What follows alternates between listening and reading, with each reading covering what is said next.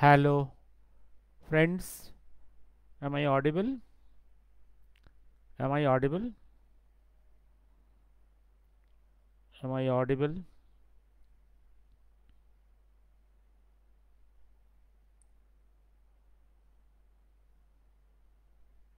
Am I audible, friends? Am I audible? Am I audible, friends? Am I audible? শুভ সন্ধ্যা, Joydeb Sarkar. Hope I am audible. আমি শুরু করছি। Debjit Sinha. Good evening sir. Yes, clearly audible. Clearly audible. Thank you. But why in my handset, my personal handset, this is not visible? Okay, let me wait. Let me start. ও শুরু করি। ও না, his works, yes, Samaprasad Mukherjee, why Shiku, Marcus, Konguj are so hateful to him.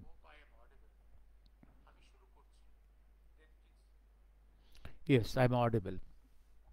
Joydev Babu and Debjit Sinha. Yes. আজকে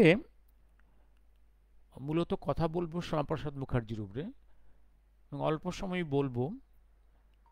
দেখি আধ ঘন্টায় যদি পয়েন্টসগুলো cover করতে পারি ভালো, না হলে কালকে সেকেন্ড পার্টটা করব। আজ বেশিক্ষণ করতে পারবো না। আমি যেগুলো শ্যামাপ্রসাদের সম্বন্ধে যেগুলো এই মুহূর্তে খুব ডিসকাশন হচ্ছে, সেই ওরিয়েন্টেশনে কিছু কথা বলবো। আমি প্রথম যে পয়েন্টটা নেব, যে এই যে গান্ধীজির যে নন কোঅপারেশন মুভমেন্ট বা খিলাফত মুভমেন্ট সম্বন্ধে শ্যামাপ্রসাদ মুখার্জির বাবা আশুতোষ মুখার্জির কি ধারণা, কি হোয়াট ওয়াজ দ্য অ্যাটিটিউড, এবং দেশবন্ধুর নিজের বা কবিগুরুর এদের নিজেদের কি অ্যাটিটিউড ছিল, এইটা। কারণ এই জায়গাটা দিয়ে ইন্সপায়ার্ড অনেকটাই শ্যামাপ্রসাদ মুখার্জি। তারপরে আমি আলোচনা করব কোন সিচুয়েশনে academician, vice chancellor, youngest vice chancellor of Calcutta university, তাকে পলিটিক্সে জয়েন করতে হলো, হুইচ সিচুয়েশন কম্পেলড হিম। আর সরকারি নিয়মের মধ্যে, কারণ অনেকে অভিযোগ করে যে বোথ আশুতোষ মুখার্জি আর শ্যামাপ্রসাদ মুখার্জি ব্রিটিশের কর্মচারী, দে আর লয়াল টু ব্রিটিশ। এই লয়াল টু ব্রিটিশ তাদের নিয়মের মধ্যে থেকে এই দুজন বাপ আর বেটা বাংলা তথা ভারতবর্ষের শিক্ষা জগতের কতটা উন্নতি করে দিয়ে গেছিলেন, এবং সেটা ভারতবর্ষের জাতীয়তাবাদকে কতখানি পুষ্ট করেছে, এটা নিয়ে একটু বলবো। আর একটা জিনিস আলোচনা করব, এই যে এখন কমিউনিস্টরা হচ্ছে সব থেকে হেটফুল টু শ্যামাপ্রসাদ মুখার্জি। তারা অনেক প্রচার করে যে সুভাষচন্দ্রের সঙ্গে শ্যামাপ্রসাদের খুবই দ্বন্দ্ব ছিল, এমনও কি নাকি এক সময় শ্যামাপ্রসাদ মুখার্জি, এক সময় সুভাষচন্দ্র নাকি বলেছিলেন যদি হিন্দু মহাসভার লোকেরা যদি ত্রিশূল নিয়ে ভোট ভিক্ষা করতে চায় তাদের মাথা ফাটিয়ে দিও। এই যে কথাবার্তাগুলো, এই কথাগুলো কতখানি সত্য। আর শ্যামাপ্রসাদ মুখার্জির পলিটিক্সের সঙ্গে সুভাষচন্দ্র নেতাজির পলিটিক্সের কোথায় অ্যাপারেন্ট কন্ট্রাডিকশনস, কোথায় আন্ডারগ্রাউন্ডে একটা কোঅপারেশন এবং কমপ্লিমেন্টারি টু ইচ আদার, এইটা দেখানোর চেষ্টা করব। আর শ্যামা হক, সুরেশ ধরত বোস মন্ত্রিসভা একটু কথা বলবো। পার্টিশন ইন্ডিয়া যখন ডিসাইডেড হয়ে গেল, সেই প্রেক্ষাপটে শ্যামাপ্রসাদ মুখার্জির কি করার ছিল। Shyamaprasad Mukherjee was not for partition of India, not for party. এই যে অনেকে অনেকে শিকুমাকু কঙ্গুরা বলে, আপনার যদি পার্টিশন বলে নাকি ভারত বিভাগের জন্য শ্যামাপ্রসাদ দায়ী, বঙ্গবিভাগের জন্য শ্যামাপ্রসাদ দায়ী, হি যে ডিভিশনিস্ট, দেশ ভাগ করেছে, বঙ্গ ভাগ করেছে, এই যে কথাবার্তাগুলো বলে, দেশভাগ হওয়ার প্রেক্ষাপটে বাংলাদেশকে ভাগ না করার অল্টারনেটিভ কি ছিল?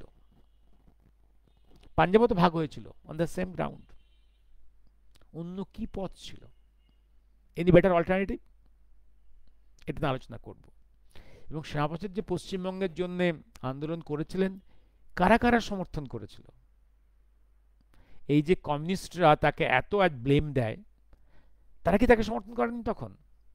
এই যে কংগ্রেস তাকে ব্লেম দেয়, তারা কি শ্যামাপ্রসাদকে সমর্থন করেনি সেই সময়, একদম যখন বেঙ্গল পার্টিশন হচ্ছে সেই সময়ের মুহূর্তে? তারা কেন পরবর্তীতে তাদের স্ট্যান্ড চেঞ্জ করলো, কি কারণে? এই কথাগুলো। আর নেহরুর ক্যাবিনেট তিনি জয়েন করেছিলেন কোন প্রেক্ষাপটে, পরে তার স্প্লিট হলো কিভাবে, কেন হলো, এবং তার মৃত্যু, এই জায়গাগুলো নিয়ে আমি একটু একটু আলোচনা করব। এবং সব থেকে ইম্পর্টেন্ট আমি আবার বলে রাখি, যখন তিনি 1951-এ জনসংঘ তৈরি করলেন,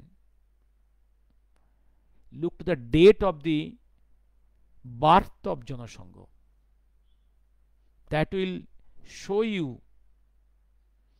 the respect of Shyamaprasad Mukherjee for Subhashchandra, for Netaji. এইখানটা আমি শুরু করি। প্রথম পয়েন্টটা হচ্ছে non cooperation. Non cooperation movement,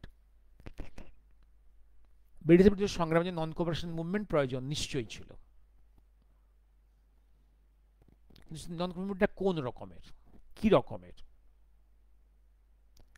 ব্রিটিশের বিরুদ্ধে নন কোঅপারেশন মুভমেন্ট প্রয়োজন ছিল, কোনো সন্দেহ নেই। But what type of non cooperation movement? ভারতবর্ষের বুদ্ধিজীবীরা, বাংলার বুদ্ধিজীবীরা, আশুতোষ মুখার্জি থেকে রবি ঠাকুর, কেউই কিন্তু সর্বাত্মক নন কোঅপারেশন চাননি। যেমন একটা সর্বাত্মক ওই যে নন কোঅপারেশন মুভমেন্ট, যেটা রেজলিউশন পাশ করিয়ে নিল গান্ধী ইন 1922 সেপ্টেম্বর ক্যালকাটা কংগ্রেসে, along with the resolution of the খিলাফত মুভমেন্ট। আমি দুটোকে কেন উনি একসঙ্গে পাশ করিয়েছিলেন সেটা আবার আসছি। যেমন স্কুল কলেজ ত্যাগ করা, ব্রিটিশের তৈরি স্কুল কলেজ বিশ্ববিদ্যালয় থেকে ত্যাগ করে বেরিয়ে আসা, নন কোঅপারেশন। শিক্ষা ক্ষেত্র থেকে বেরিয়ে এসো। আমি এই ডাকটা কখন দিতে পারি? যদি স্বদেশীয়রা নিজেদের সাফিসিয়েন্ট নাম্বারে স্কুল কলেজ বিশ্ববিদ্যালয় তৈরি করেছে।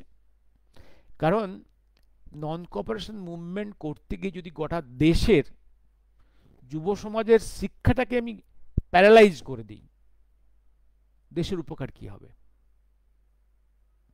এই প্রশ্নের জবাব কিন্তু গান্ধীর কাছে ছিল না। কারণ গান্ধী নিজে তো পড়াশুনো করতেন না, পড়াশুনো করার কি প্রয়োজন তার সেই চিন্তার গভীরে কখনো আসেনি। Never N intellectual. এবার একটা জিনিস বলে রাখি, এই যে সর্বাত্মক এই যে ভয়ঙ্কর আন্দোলনটা, রেজলিউশন পাশ করাতে কিন্তু বুদ্ধিজীবীরা রাজি ছিলেন না। এইটা ওই খিলাফতিস্টরা, খিলাফতি ট্রেনে funded by the capitalists, Muslim capitalist and Marwari capitalist, তাদের ফান্ডিংয়ে গান্ধীর এই রেজলিউশনগুলো পাশ করার জন্য হাজারে হাজারে খিলাফতিস্টরা ওয়েস্ট ইন্ডিয়া থেকে ক্যালকাটা এসেছিল এই দুটো রেজলিউশন পাশ করানোর জন্য। এক রকমের রিগিং। এবং এবং এটা আরসি মজুমদার একটা জায়গায় লিখেছেন যে ওনার মূল উদ্দেশ্য ছিল খিলাফতি রেজলিউশনটাকে পাশ করানো। কিন্তু শুধু এই রেজলিউশন যদি পাশ করানো হয় তাহলে গান্ধীর মুখোশটা খুলে যাবে। তাই তিনি রেজলিউশনটা সঙ্গে পাশ করালেন, নন কোঅপারেশন মুভমেন্টের রেজলিউশন, এবং সর্বাত্মক।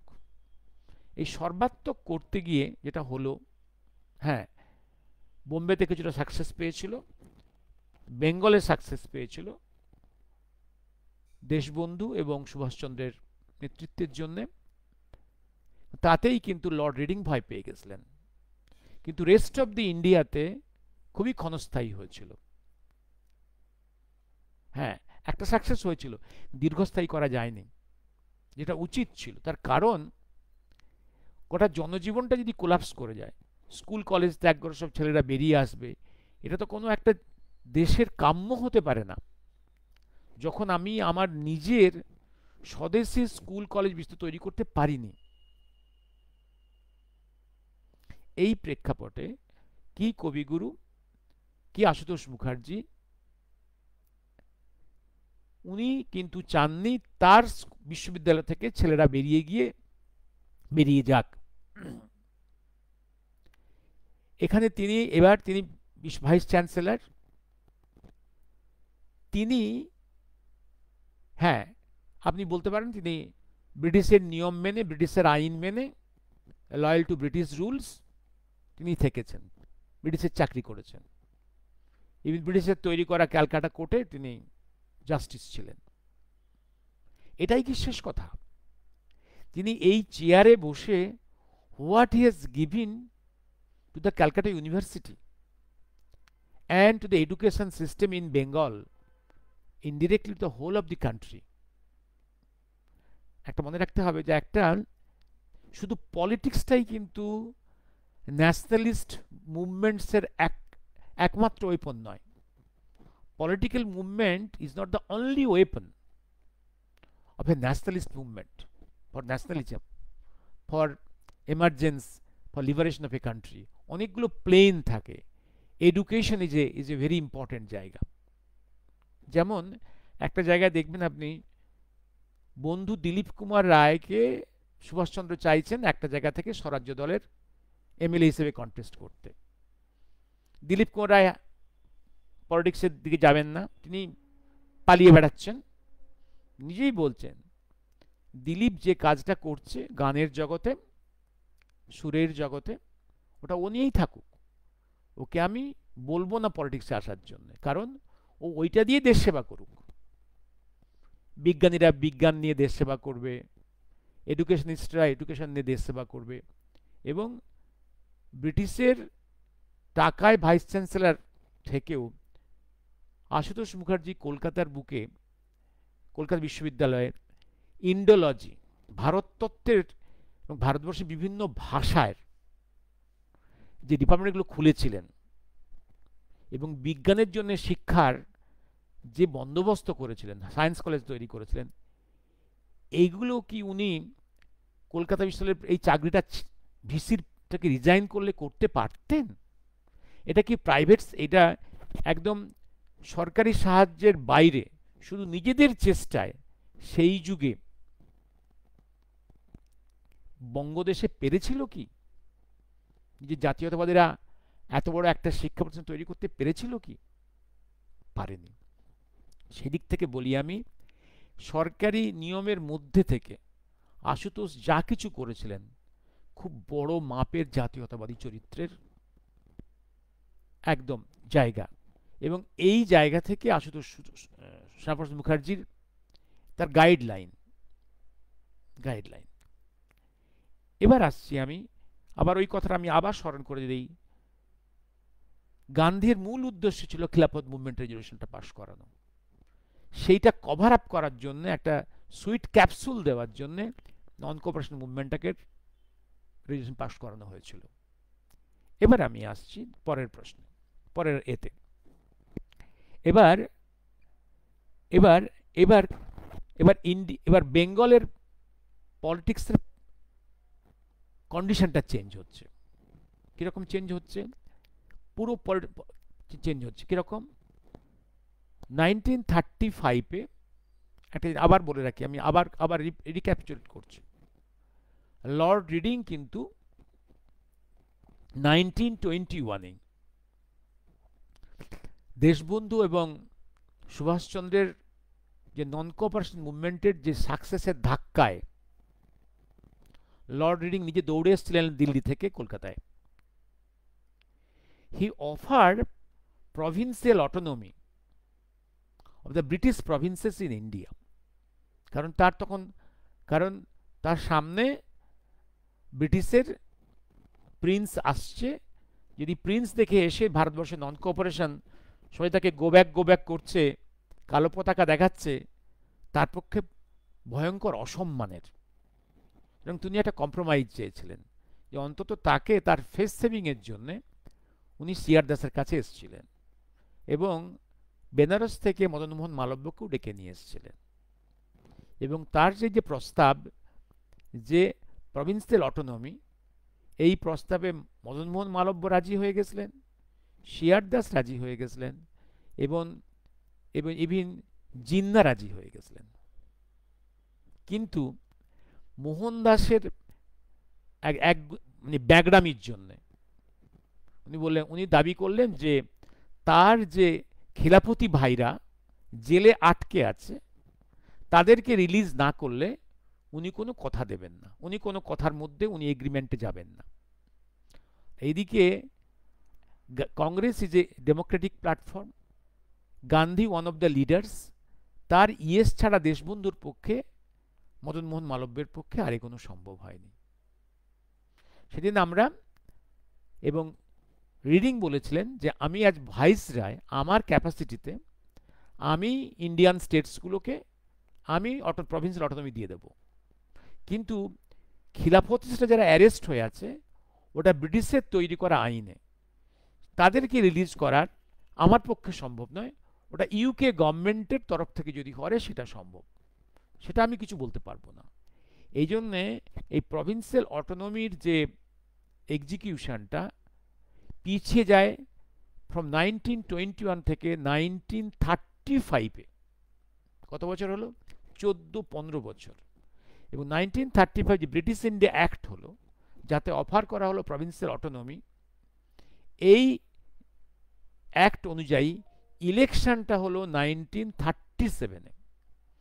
এই 37-এ তখন তো সিলেক্টেড, তখন তো limited franchise, only few persons could vote, একদম ফ্রি ফ্র্যাঞ্চাইজি ছিল না, ইউনিভার্সাল ফ্র্যাঞ্চাইজি ছিল না, only limited persons could vote. সেই ভোটে বাংলায় যে ভোটাভুটি হলো, তিনটে গ্রুপ, কংগ্রেস, মুসলিম লীগ, কৃষক প্রজা পার্টি, তিনটে গ্রুপ ভোটাভুটিতে যে রেজাল্টটা হলো প্রায় প্রত্যেকেই 1/3 করে দাঁড়ালো। কারো একার পক্ষে গভর্নমেন্ট তৈরি করা সম্ভব ছিল না। কৃষক প্রজা পার্টির নেতা ফজলে হক চেয়েছিলেন কংগ্রেস, সুভাষ বোস, শরৎ বোস মিলে, কৃষক প্রজা পার্টি মিলে যদি ইউনাইটেড একটা ফ্রন্ট করে যদি গভর্নমেন্ট করা যায় তাহলে মুসলিম লীগকে ক্ষমতার অলিন্দ থেকে দূরে সরে রাখা যাবে। Initially Gandhi agreed to that এবং সুভাষচন্দ্র কথা দিয়েছিলেন, তারপর কথা উইথড্র করলেন। উইথড্র করার জন্য বেঙ্গল কংগ্রেসের পক্ষে কৃষক প্রজা পার্টিকে সঙ্গে নিয়ে রাইটার্স বিল্ডিংয়ে ক্ষমতায় আসা সম্ভব হয়নি। তখন ফজলে হক বাধ্য হয়েছিলেন মুসলিম লীগের সঙ্গে কোয়ালিশন করে মন্ত্রিসভা গঠন করতে, এবং এর মধ্য দিয়েই বঙ্গদেশের ক্যাপিটালে কলকাতায় রাইটার্স বিল্ডিংয়ে মুসলিম লীগ ক্ষমতায় এলো। এবং মনে রাখবে সেই সময় বঙ্গদেশ ছিল the politically economically most important British Indian state. সেইখানে মুসলিম লীগ ক্ষমতার স্বাদ পেল। এই স্বাদ পাওয়ার পরে গোটা বঙ্গদেশের সমাজ জীবনে এবং শিক্ষাক্ষেত্রে, পুলিশ অ্যাডমিনিস্ট্রেশনে বিভীষিকার জীবন, একটা বিভীষিকাময় জীবন শুরু হলো, কারণ মুসলিম লীগ সর্বত্র সন্ত্রাস সৃষ্টি করল।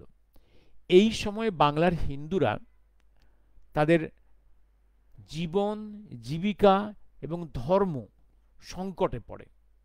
এই সংকটময় মুহূর্তে এবং ইভিন কলকাতা বিশ্ববিদ্যালয়ের সিম্বল চেঞ্জ করা, সেখানকার সিলেবাস চেঞ্জ করা, এটাও করতে চেয়েছে মুসলিম লীগ।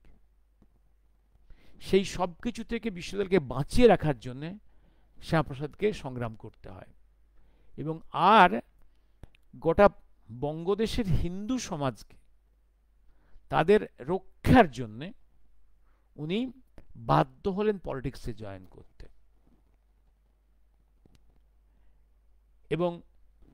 এবং এখানে স্বামী প্রণয়ের নির্দেশ ছিল, সেই নির্দেশ মেনে এবং পরিস্থিতির চাপেই he was compelled to join politics, হিন্দুদের স্বার্থ রক্ষার জন্য, যেখানে গভর্নমেন্ট রান করছে dominated by the Muslim League, যদিও ফজলে হক সামনে আছে। তা আপনারা জানেন একসময় ফজলে হক মন্ত্রিসভাকে ওরা বারে বারে হেকেল করেছে বাই ব্রিটিশ গভর্নমেন্ট। 1943তেও কিন্তু শেষ চেষ্টা ফজলে হক করেছিলেন। কি করেছিলেন? ফজলে হক, শ্যামাপ্রসাদ মুখার্জি, শরৎ বোস, তখন ফরাল ব্লক শরৎ বোস, এই মিলে একটা শ্যামা হক মন্ত্রিসভা তৈরি করেছিলেন। শেষ চেষ্টা হয়েছিল বাংলাকে মুসলিম লীগের হাত থেকে রক্ষার জন্য। সেই চেষ্টাও সফল হয়নি, কারণ কংগ্রেস তাকে সাপোর্ট করেনি, আর ব্রিটিশ গভর্নর তো বসেই আছে। কারণ এরকম কোনো রকমের একটা নন কমিউনাল গভর্নমেন্ট সে চাইছে না, কারণ সে প্ল্যানই করেছে সে বাংলার ক্ষতি করবে, ব্রিটিশ ক্ষতি করবে। এই অবস্থাই হচ্ছে শ্যামল মুখার্জির পলিটিক্সে জয়েন করা, ইন এ সিচুয়েশন কম্পালশন। তিনি কি করবেন? এবার এই জায়গাটা সংঘাতটা বলি আমি।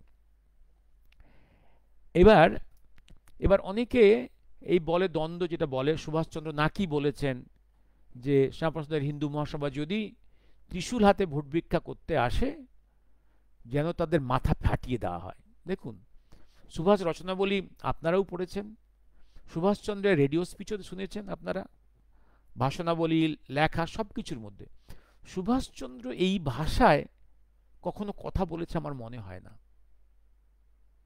এবং কোথায় কে ড্রাফটিং করেছে আমি জানি না, এটা কে কীভাবে কোন এডিশনে ঢুকিয়েছে, কোথাও আছে কিনা, এটা খুব আনলাইকলি যে এরকম কথা সুভাষচন্দ্র মুখ দিয়ে বেরিয়েছে, নাম্বার ওয়ান। এবং ইতিহাস যে কীভাবে লেখা হয় সে তো দেখেছি আমরা। দেখবেন কিছুদিন আগে, কয়েক বছর আগে, বছর 10 আগে, সুগত বোস বলে একটা, ওই যে স্কাউন্ড্রেলটা, একটা বিশাল স্পিচ দিয়েছিলেন না, যে নেতাজি সুভাষচন্দ্র কখনো নাকি give me blood I promise you freedom এই স্টেটমেন্ট দেননি। আমি ন্যাশনাল আর্কাইভসের ডকুমেন্টস থেকে বের করে দেখিয়ে দিয়েছি যে একদম রেকর্ডসের মধ্যেই, রেকর্ডেড স্পিচের মধ্যেই আছে তার এই স্পিচটা। এরকম ঐতিহাসিকরা they are dominating the writing history now in India. এই স্কাউন্ড্রেল পাপেটগুলো, এনিমি অব দ্য ইন্ডিয়া, দেশের শত্রুরা, শয়তানগুলো দেশের হিস্ট্রি লিখছে এবং অনেক সময় রচনাবলীকে বিকৃত করছে। জানি না, এটা আমার কথা। এবার আসছি আমি। এইভাবে তারা দেখাতে চায়, এবং এটা বেশি কে বলে? কমরেডরা। যে কমরেডদের থেকে তো বেশি কুৎসিত কথা এগেনস্ট নেতাজি আর কেউ বলেনি। কমরেডদের থেকে এত কুৎসিত কথা আর কেউ বলেনি। আর কংগ্রেসের মধ্যে একমাত্র নেহেরু, এত কুৎসিত কথা কেউ ব্যবহার করেনি। তারাই এখন নেতাজিকে স্ট্যান্ডার্ড দেখিয়ে শ্যামাপ্রসাদকে হেড করার জন্যে এই সমস্ত স্পিচগুলোকে সকল্ড ন্যারেটিভ তৈরি করছে। এই তো। এবার আসছি আমি, এবার বলি সেই সময় সুভাষচন্দ্র সঙ্গে শ্যামাপ্রসাদের অ্যাপারেন্ট এই যে ডিফারেন্সের কারণটা কি? ধরুন, শ্যামাপ্রসাদ এসছেন কোন ক্ষেত্রে, তার কম্পালশনটা কোথায়? বঙ্গদেশে হিন্দুদের স্বার্থ রক্ষা করতে হবে, এটা তো কম্পালশন। তিনি বেঙ্গল পলিটিক্সে কনফাইন্ড, সুভাষচন্দ্র ন্যাশনাল পলিটিক্সে। তার সেখানে এনিমিকে British, liberation of the undivided India from British empire, তার সেখানে মেন এম। একজন স্টেট পলিটিক্স করছেন with this purpose to save the Hindu interest from the ugly clutches of Muslim League, আর ইনি পলিটিক্স করছেন all India politics with international ramification, liberation of the undivided India. এই যে বৃহত্তর ক্ষেত্রে তার পক্ষে only for the Hindus politics করা সম্ভব নয়, অ্যাটলিস্ট ইন দ্য ফ্রন্ট। তাকে অল ইন্ডিয়া পলিটিক্স থাকতে গেলে সেখানে তার সেই ন্যারেটিভ তাকে তৈরি করতে হবে। সুতরাং কে বলতে পারে এই দুজনের মধ্যে একটা কথাও বিহাইন্ড দ্য কার্টেন একটা কোঅপারেশন ছিল, যে you go for your Hindu Mahasabha politics to shape the interest of the Hindus in Bengal, let me deal with this politics in the all India plane with this aim. কারণ একটা জিনিস দেখুন, Hindu মহাসভার one of the all India leaders কে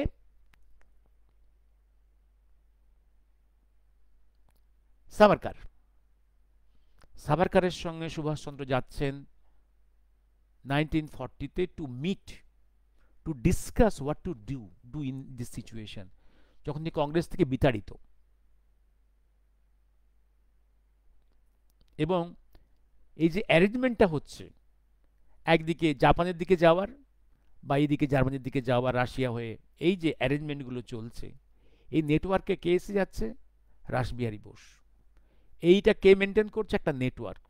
সাভারকার রাসবিহারীর মধ্যে কয়েকজন in the uniform of trade, Indian traders who are trading with Japan, এই যে বিভিন্ন ক্যারেক্টার্স আসছে। রাসবিহারী কে সেখানে? রাসবিহারী বসে আছেন জাপানে, সাউথ ইস্ট এশিয়াতে। He is in Japan, he is the president of Hindu Mahasabha in Japan. নেটওয়ার্কটা বুঝতে পারছেন কি লেভেলে আছে? সব কথা তো সুভাষচন্দ্র নেতাজি পর্দার সামনে বলে কথা করবেন না, সম্ভব না, উচিত নয়। তিনি বিপ্লবী, মিস্ট্রি মেনটেন করা, সেক্রেসি মেনটেন করা অবশ্য কর্তব্য তার, for the good greater cause of the nation. এবার আমি এই জায়গাটায় আসছি। এবার এই জায়গা, এই প্রেক্ষাপটে আপনারা চিন্তা করবেন, দেখবেন কোথাও কিন্তু কন্ট্রাডিকশন নেই, কোথাও। সুভাষচন্দ্র চলে গেছেন মিড জানুয়ারি 1941-এ। দেখুন শেষ চেষ্টা, শরৎ বোস, শ্যামা মুখার্জি, ফজলে হক শেষ চেষ্টা করছেন শ্যামা হক মন্ত্রিসভা তৈরি করে 1943-তে তৈরি করে বেঙ্গলকে বাঁচানোর জন্য from the ugly clutches of Muslim League. শেষ চেষ্টা। কি বলবেন যে শরৎ Bose went against the advice of Netaji or ideology of Netaji? এবার আসছি আমি, এবার অন্য জায়গাতে আরেকটা পয়েন্টে আসছি। 43 সমাহক মন্ত্রিসভাটা বললাম, এসপি। এবার পার্টিশনের প্রেক্ষাপটটা বলি। পার্টিশনের প্রেক্ষাপটটা কতক্ষণ হলো? আমি আজকে বেশিক্ষণ কথা বলবো না, 32 মিনিট না, শুধু এই পয়েন্টটা বলে আমি থেমে যাব আজকে। এবার দেখুন পার্টিশনের প্রেক্ষাপটটা। পার্টিশন, এই যে পার্টিশনটা হবে, এই পার্টিশনে কোন কোন ক্যারেক্টার্স রোল প্লে করছে in making a decision, in decision making of partition of India? Is there any role of Shyamaprasad Mukherjee? এটা কংগ্রেসীদের জিজ্ঞাসা করবেন তো, আর কমিউনিস্টদের জিজ্ঞাসা করবেন, ইজ দেয়ার এনি রোল? দেশ ভাগ করতে হবে এই স্লোগান কোথাও দিয়েছেন শ্যামপ্রসাদ? তার কোনো রোল আছে? দেশ ভাগের জন্য মাউন্টব্যাটেন বা তার আগের ভাইসরয় কখনো ডিসকাস করেছে to in is has there any role of Shyamaprasad Mukherjee in decision making of partition of India? সেখানে কার কার রোল? একদম পেছনে, সবার পেছনে বসে আছেন মাউন্টব্যাটেন, দুদিকে খেলাচ্ছেন দুটো গ্রুপকে, একটা মুসলিম লীগ গ্রুপ জিন্নাকে খেলাচ্ছেন, আর একদিকে খেলাচ্ছেন গান্ধী নেহরুকে, প্যাটেলদেরকে খেলাচ্ছেন। এই তো একদম মুসলিম লীগ এবং Congress complementary to each other in the partition করার জন্য, not opposing each other, it's complementary to each other, একে অপরকে হেল্প করে চলেছে। দুজনে মিলে এমন একটা সিচুয়েশন তৈরি করছে, পার্টিশনটা যেন পার্টিশনটাই একমাত্র solution of the problem of India. এই খেলাটা দুজনে খেলছে। কারণ জিন্না চাইছে তার একটা ল্যান্ড চাই to be the prime minister or dictator of the to the owner of that land, আর এদিকে গান্ধী চাইছে তার যে adopted son, political heir, political রাজনৈতিক পুত্র বেটা নেহরুকে একটা দেশের প্রধান করতে হবে। এই তো খেলা, ক্ষমতার খেলা।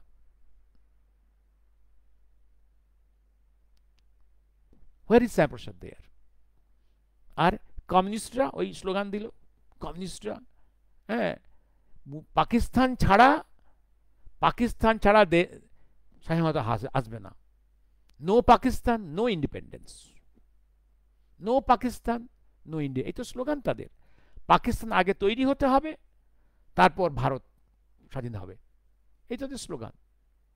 এবং এবং অল ইন্ডিয়া আপনি ক্রোনোলজি দেখেন, একদম দেখবেন আপনারা, সেই তো মুসলিম লীগ ডিমান্ডেড পার্টিশন, তাকে প্রথম সমর্থন কে করেছিল as a all India party? It is communist party. আর কংগ্রেসের তরফ থেকে কে সাপোর্ট করেছিল? Madras Congress, Madras unit provincial Congress. তারপর অল ইন্ডিয়া কংগ্রেস রেজলিউশন নিয়েও দিল ইন পার্টিশন আর ফেভারে। Where is Shyamaprasad? When the partition of the country was decided, then Shyamaprasad came into the picture. ওদিকে পিকচারে কে এলো? আকালি দল।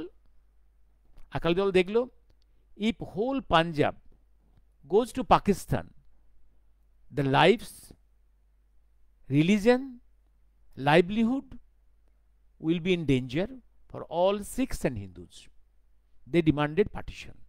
Similarly, here Shyama Mukherjee and his group. But is Shyama the initiator of this partition of Bengal? No, absolutely not. এইখানটা আমি আজকে থামছি।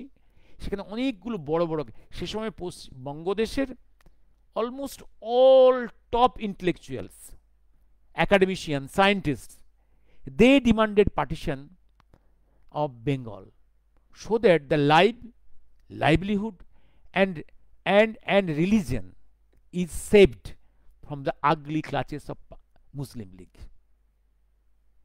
এবং দেখবেন যে মুসলিম লীগ, যে কমিউনিস্টরা বলেছিল পাকিস্তান ছাড়া, তৈরি হওয়া ছাড়া ভারত স্বাধীন হবে না, তাদের এই স্লোগান ছিল, তারাই কিন্তু অ্যাসেম্বলিতে ভোটাভুটির সময় শ্যামাপ্রসাদের আনা পার্টিশন অফ বেঙ্গল রিজনের সই ভোট দিয়েছিল।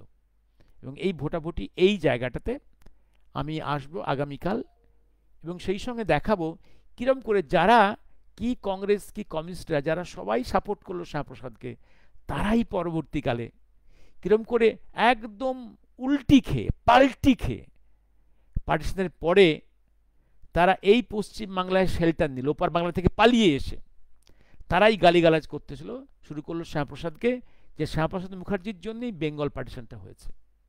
কি গালিগালাজ, ন্যারেটিভটা পুরো চেঞ্জ হয়ে গেল। এরা এরকম ভয়ঙ্কর নোংরা কুৎসিত শিয়ালেরা।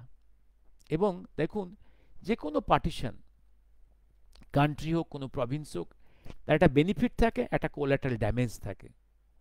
ন্যাচারালি পার্টিশনের জন্য লক্ষ লক্ষ রিফিউজি এসেছে, দে আর ইন ট্রাবল, কিন্তু সেই ট্রাবলটা তারা ওয়েলকাম এসেছে বাধ্য হয়ে, বাধ্য হয়ে।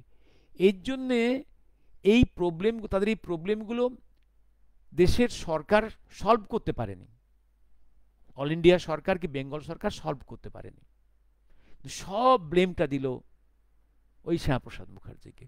বিভিন্ন মিথ্যে ন্যারেটিভ তৈরি করা হলো, এবং সেই ন্যারেটিভগুলো দিয়ে শ্যামাপ্রসাদকে তৈরি করা পশ্চিম বাংলার সব থেকে হেটেড পলিটিক্যাল ক্যারেক্টারকে। কারণ পলিটিক্সে ন্যারেটিভ তৈরি করাটা একটা ভীষণ ইম্পর্টেন্ট কাজ, কারণ এই ন্যারেটিভ দিয়ে পিপলস মাইন্ডকে তৈরি করা হয়, প্রাইম করা হয় ভোটাভুটির জন্য। এটা কি সুন্দরভাবে কমিউনিস্টরা অত্যন্ত নোংরাভাবে, এবং গান্ধীবাদী কঙ্গুরা, এই কঙ্গু শিকুমাকু কঙ্গুরা ন্যারেটিভ চেঞ্জ করে এই পার্টিশন অফ বেঙ্গলের সব দায় আমাদের ঘাড়ে চাপিয়ে একটার পর একটা মিথ্যে কথা বলে চলেছে আজও। আমি এইটা নিয়েই কালকে ডিসকাস করব। আজকে আমি রাখি। শুভরাত্রি। আপনাদের কারো প্রশ্ন থাকলে কালকে আমি আশা করছি বসতে পারবো, আজকে আর আমি কন্টিনিউ করব না। শুভরাত্রি, শুভরাত্রি, থ্যাংক ইউ। যদি কারো কোনো প্রশ্ন থাকে দিয়ে রাখবেন, আমি কালকে সেগুলো ডিসকাস করব। থ্যাংক ইউ জয়দেব বাবু, দেবজিৎ সিনহা, টুম্পা, শুভরাত্রি। রাখছি। শুভরাত্রি। I hope today I am audible.